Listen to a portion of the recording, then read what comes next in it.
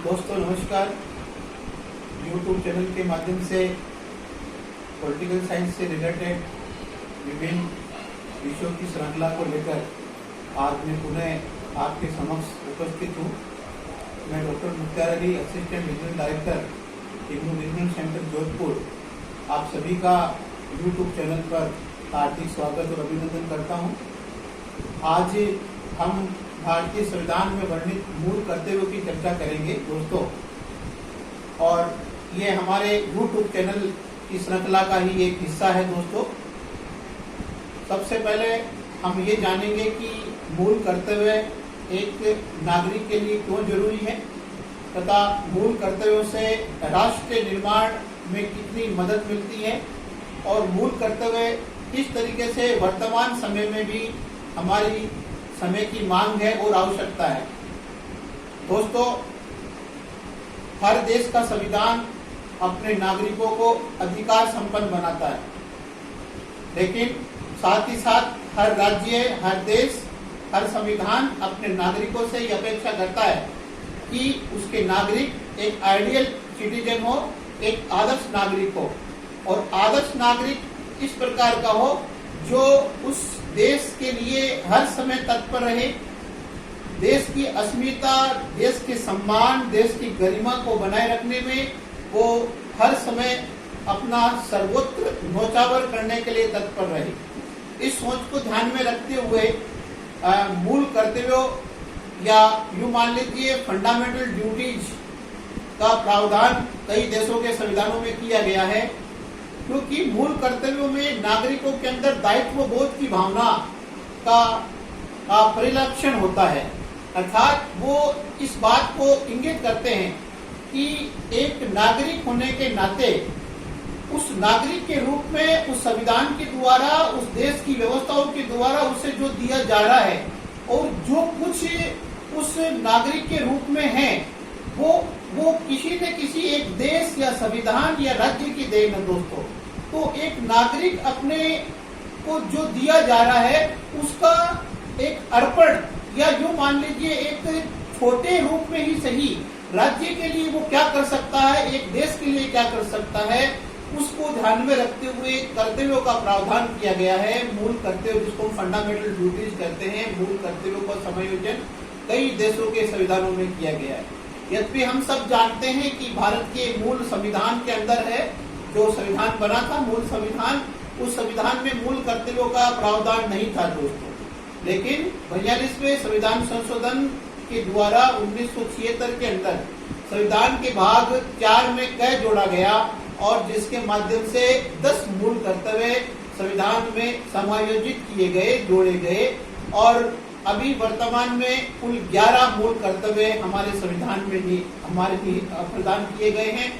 जो भारतीय नागरिक होने के नाते भारत के सभी नागरिकों को इन मूल कर्तव्यों का पालन करना है। दोस्तों, ये बहुत जरूरी है कि हम जिस संविधान को अंगीकारित करते हैं, हम जिस संविधान के आधार पर सुविधाओं का लाभ उठाते हैं, हम एक नागरिक के रूप में जिस समाज और राष्ट्र का हिस्सा है उसके नाते हमारा ये दायित्व भी बनता है कि हम उस समाज के लिए, उस राष्ट्र के लिए, उस संविधान के लिए हमें क्या करना चाहिए, हमारे अंदर उसके प्रति हमारी ड्यूटी होनी चाहिए, और उन्हीं ड्यूटी को पूरा करने का कार्य हमारे मूल कर्तव्यों के द्वारा किया गया है। जैसा कि मैंने आपको स्पष्ट तौर पर कहा कि भारत के मूल संविधान में मूल कर्तव्यों की व्यवस्था नहीं थी, लेकिन स्वर्ण सिंह की अध्यक्षता में एक कमेटी का गठन किया गया था। उस कमेटी की रिकमेंडेशन के आधार पर भारत के संविधान में मूल कर्तव्यों का प्रावधान किया गया, और ये मूल कर्तव्य आज हमारे संविधान की न केवल गरिमा बढ़ा रहे हैं, बल्कि आज हमारे देश को, हमारे संविधान को सशक्त प्रदान करने में, मजबूती प्रदान करने में बहुत ही कारगर साबित हो रहे हैं। और इन मूल कर्तव्यों में वो सारी चीजें समायोजित की गई है जिनका सीधा संबंध हमारे राष्ट्रवाद से है, हमारी संस्कृति से है, हमारे राष्ट्रीय गौरव से है, हमारे पर्यावरण से है, और हमारे उन सभी मान्यताओं से हैं या हमारे उन सभी धारणाओं से हैं जो हमारी अस्मिता के साथ में जुड़ी हुई है दोस्तों। तो इसलिए हमें भारत के नागरिक होने के नाते न केवल हमें उन मूल कर्तव्यों का पालन करना चाहिए, बल्कि हमारा यह भी फर्ज बनता है कि हम इन मूल कर्तव्यों को वो पूरी तरीके से, पूरी निष्ठा के साथ, पूरी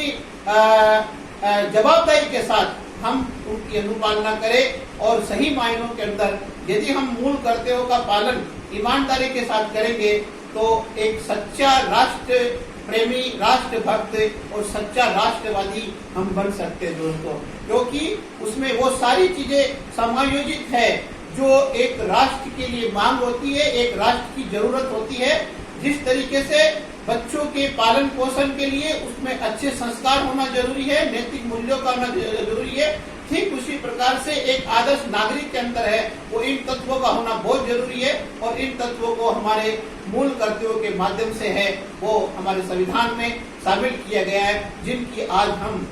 इस चैनल के माध्यम से चर्चा करने जा रहे हैं। तो इसमें जो सबसे महत्वपूर्ण है कि इसके बारे में, मूल कर्तव्य के बारे में मैं आपको कुछ महत्वपूर्ण चीजें बता दूं, उसके बाद में मैं आगे बढ़ूंगा। जैसा मैंने आपको कहा कि मूल कर्तव्य 42वें संविधान संशोधन 1976 के द्वारा है वो जोड़ा गया था।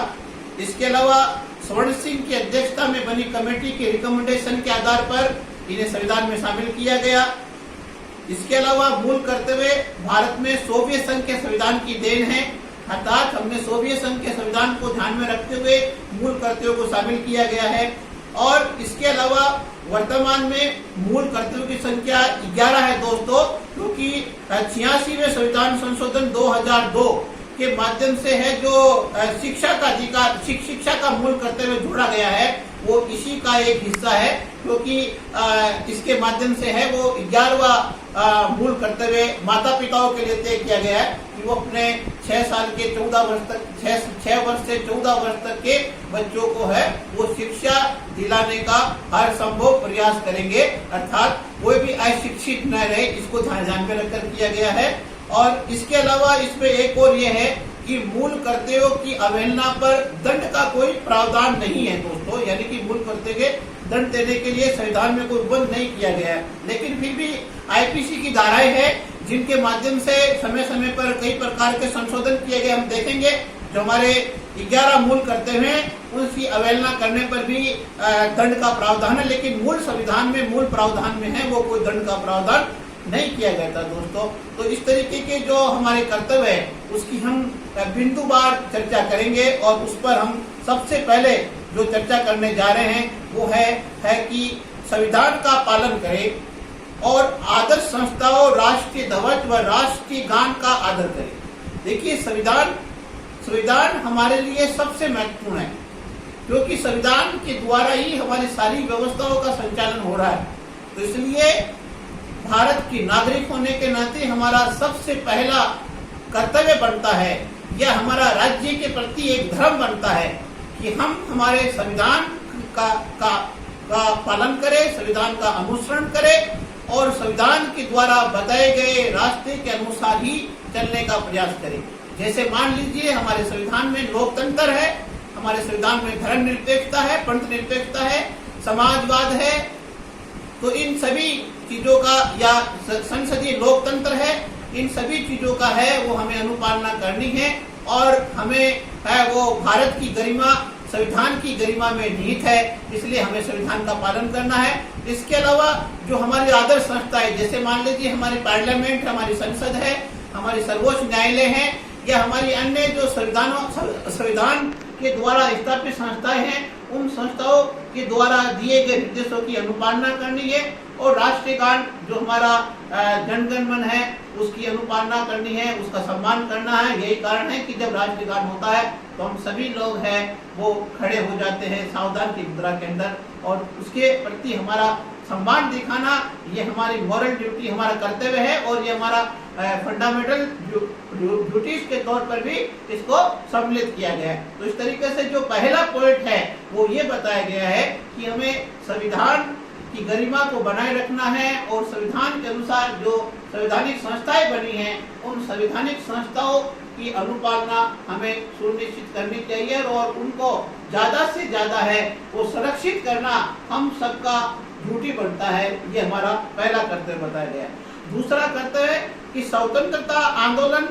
को प्रेरित करने वाले कुछ आदर्शों को हृदय से संजोना। हम सब जानते हैं दोस्तों कि हमें आजादी बड़ी मुश्किल से मिली है। हमारी आजादी में लाखों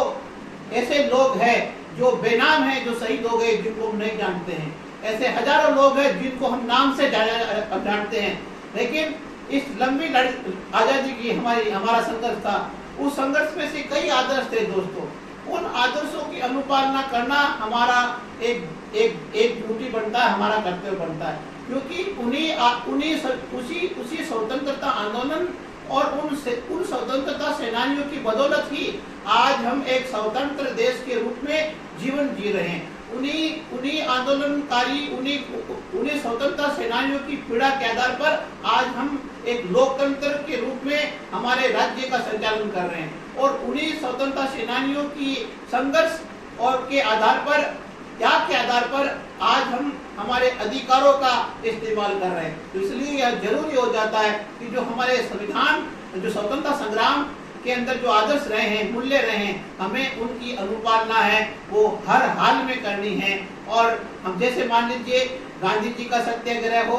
या खान अब्दुल गफ्फार खान का जो योगदान हो या किसी और क्रांतिकारी का हो या सुभाष चंद्र बोस का हो, जितने भी जो हमारे हुए हैं, या तात्या टोपे हो या झांसी की रानी लक्ष्मीबाई हो, यानी कि बहादुर शाह जफर हो, जितने भी हमारे स्वतंत्रता सेनानी हैं, जितने भी ऐसे जिनको जो बेनाम हैं, जिनका हम नाम नहीं ले सकते, उन्होंने जो आदर्श बताए, जो उन्होंने साधन बताए, उनका हमें आदर्श पूर्वक उनका सम्मान करना, ये हमारा मॉरल ड्यूटी, हमारा मौलिक कर्तव्य हमारे संविधान के अंदर बताया गया है। तीसरा और महत्वपूर्ण कर्तव्य बताया गया है कि हमें देश की अखंडता, एकता और संप्रभुता को बनाए रखना है।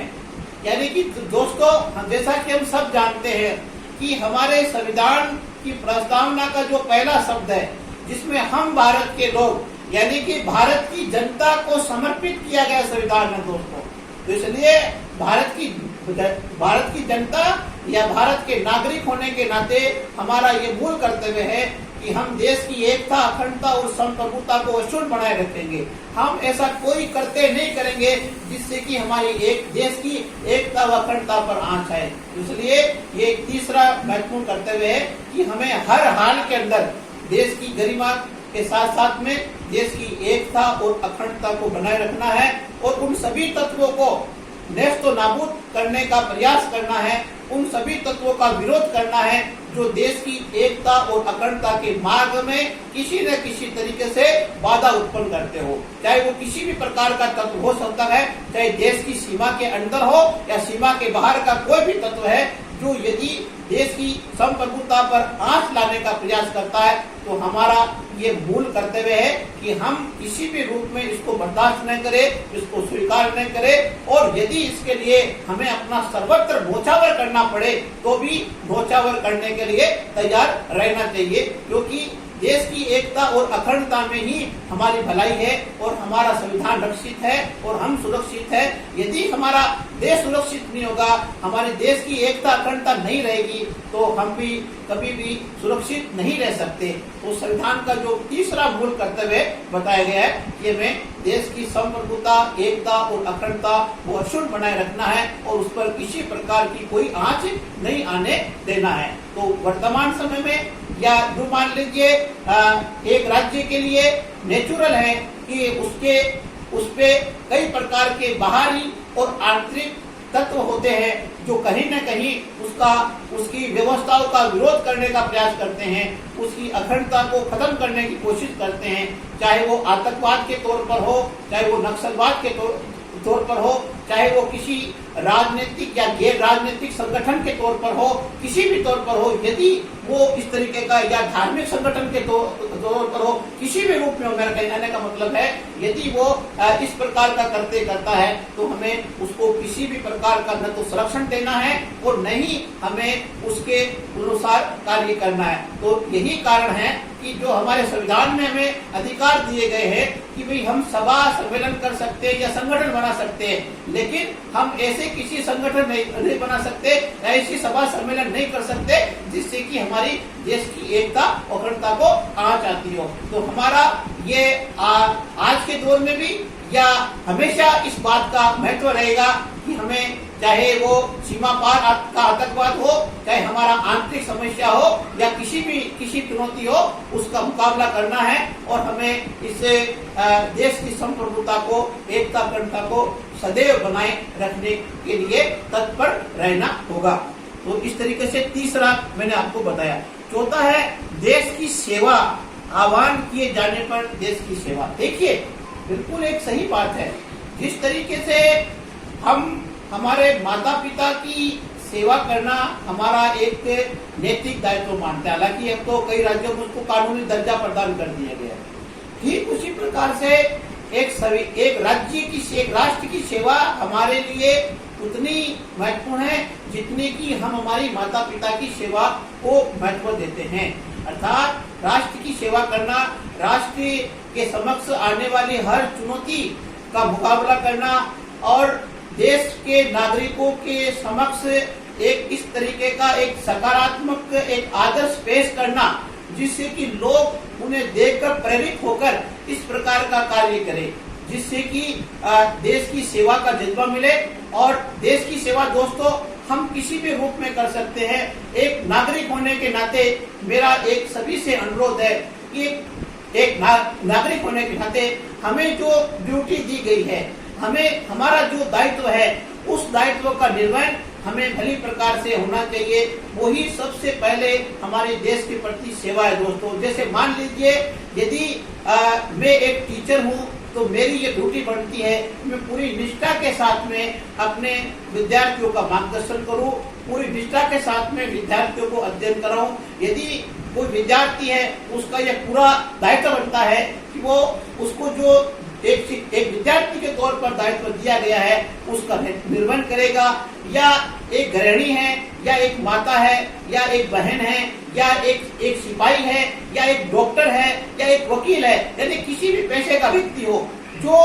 जिस पेशे के रूप में या जिसके रूप में अपने दायित्व का निर्वहन कर रहा है दोस्तों, उसके लिए उस दायित्व को भली प्रकार से निर्वहन करना सही मायनों में देश की प्रति सेवा है। और वो सेवा न केवल देश के प्रति सेवा है दोस्तों, बल्कि उस व्यक्ति के व्यक्तित्व में भी निखार लाने में सार्थक है। और इससे न केवल हमारे देश को मजबूती मिलेगी बल्कि इससे है वो एक आदर्श नागरिक के निर्माण होने में भी मदद मिल सकती है। तो इसके लिए हमें देश की सेवा के लिए हमें सदैव तत्पर रहना चाहिए। आह्वान करने पर भी और सामान्य स्थिति में भी यदि हमें जो भी दायित्व दिया गया है या हमें कोई और स्पेशल दायित्व दिया जाता है तो हमें सदैव राष्ट्र की सेवा के लिए समर्पित भाव के साथ में काम करना चाहिए। तो ये चौथा एक मूल कर्तव्य हमारा बताया गया है।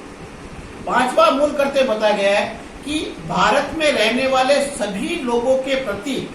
हम भ्रातृत्व भाव रखेंगे, आपसी भाईचारा रखेंगे और समाज में किसी भी प्रकार के भेदभाव का विरोध करेंगे और विशेषतः महिलाओं के प्रति सम्मान की भावना को बढ़ाएंगे। दोस्तों ये एक ऐसा पॉइंट है जो हमारे सामाजिक न्याय, जिसकी हम कई बार पहले भी बात कर चुके हैं और आज भी हम इस पे बात करेंगे कि हमारे सामाजिक न्याय, सोशल जस्टिस या समतावादी समाज की स्थापना के मार्ग को प्रस्तुत करने वाला है, जिसमें आपसी भाईचारा, क्योंकि भारत विविधता वाला देश है जहां पर विभिन्न धर्मों के, विभिन्न संस्कृतियों के, विभिन्न मतांतर के लोग रहते हैं, इसलिए लोगों में आपसी भाईचारा होना बहुत जरूरी है। और हमारा संविधान इस बात का प्रतीक है कि वो हमें सभी को एकता के सूत्र में पिरोता है। इसलिए ये जरूरी है कि हम इस प्रकार का आचरण करें, इस प्रकार का कार्य करें, इस प्रकार का हमारा दृष्टिकोण होना चाहिए कि देश में आपसी भाईचारा बढ़े, न कि देश में नफरत बढ़े। देश में लोगों के अंदर है वो एक दूसरे के प्रति सम्मान की भावना होनी चाहिए, न कि एक दूसरे के प्रति तिरस्कार की भावना होनी चाहिए। तो ये होना बहुत जरूरी है। और ये चीजें जिस तरीके से ये वो तत्व है दोस्तों, जिस तरीके से हम फूलों के ढेर को माला नहीं कह सकते, क्योंकि माला बनाने के लिए उसको धागों में पिरोना पड़ता है। ठीक उसी प्रकार से भ्रातृत्व, सामाजिक समरसता, सामाजिक न्याय, एक दूसरे का सम्मान, आपसी भाईचारा और एक दूसरे की प्रति गरिमा का ध्यान रखना, ये एक वो माला का धागा है दोस्तों, जो उस फूल को एक माला के तौर पर परिवर्तित करता है, अर्थात उसको एकता के सूत्र में पिरोता है दोस्तों। इसलिए ये जरूरी है कि हम इस प्रकार का कोई व्यवहार न करें, क्योंकि भारत में रहने वाला हर नागरिक हमारा भाई बंधु है। भारत में रहने वाले वो सभी 130 करोड़ लोग हमारे अपने हैं। हमें उनके साथ में किसी भी प्रकार का दोयम दर्जे का या किसी भी प्रकार की नेगेटिविटी या किसी भी प्रकार का नकारात्मक दृष्टिकोण नहीं रखना है, और नहीं हमें किसी के लिए भी एक दूसरे को है वो आरोप प्रत्यारोप लगाना है, क्योंकि दोस्तों ये कहीं न कहीं हमारी एकता के लिए, हमारे संविधान के लिए, हमारे सामाजिक न्याय के लिए, हमारे समतामूलक समाज के लिए उचित नहीं मान सकते। इसलिए जरूरी है कि देश की एकता को बनाए रखने के लिए इन तत्वों का होना बहुत जरूरी है, और भारत जैसे देश में इनकी निहायत जरूरी है, क्योंकि भारत को यद्यपि एक बहुत अच्छी बात है कि भारत एक धर्मनिरपेक्ष देश है, जहाँ सभी धर्मों को सम्मान का दर्जा दिया गया है। और महिलाओं की हम बात कर रहे हैं तो महिलाओं को भी समाज हमारे संविधान में समानता का दर्जा दिया गया है, लेकिन फिर भी जो हमारे संविधान में हमारे समाज में कालांतर में जो कई प्रकार की दोषपूर्ण मान्यताएं चली आ रही थी, उन मान्यताओं को, उन दोषपूर्ण कुप्रथाओं को दूर करने के लिए, उन कुप्रथाओं के प्रति हमारे अंदर उनसे के प्रति महिलाओं का सम्मान बढ़ाने के लिए, या समाज में आपसी ऊंच नीच या छुआछूत को मिटाने के लिए, महिलाओं की गरिमा को बढ़ाने के लिए ये प्रावधान किया गया है कि हमें महिलाओं को है वो गरिमा का ध्यान रखना है और उनके सम्मान को रखना है, और समाज में हमें इस तरीके का व्यवहार करना है जिससे कि हमें समाज के एकता नजर आए और समाज में किसी तरीके की कोई वो इस तरीके की नेगेटिविटी, नकारात्मकता नहीं आए, क्योंकि नकारात्मकता किसी भी रूप में हमारे संविधान के लिए, हमारे समाज के लिए, हमारे राष्ट्र के लिए उचित नहीं हो सकती। यदि हमें भारत को और अधिक सशक्त बनना है तो हमारे देश के 130 करोड़ लोगों की बराबर भागीदारी होनी चाहिए। हम ये नहीं मान सकते कि कुछ लोगों को अलग करके हम देश को तरक्की कर सकते, नहीं हो सकता दोस्तों। जिस तरीके से परिवार के 5 मेंबर है, यदि परिवार का एक मेंबर ही कमजोर है तो परिवार सशक्त नहीं हो सकता। ठीक उसी प्रकार से यदि हमारे देश के मान लीजिए 5%, 2%, 10% लोग ही ये यदि सशक्त नहीं है, कमजोर है, या उनके साथ एक गोयम दर्जे का व्यवहार हो रहा है, तो कभी भी हमारा मुल्क तरक्की नहीं कर सकता। तो इसी सोच को ध्यान में रखते हुए, इसी दूरदर्शिता का परिचय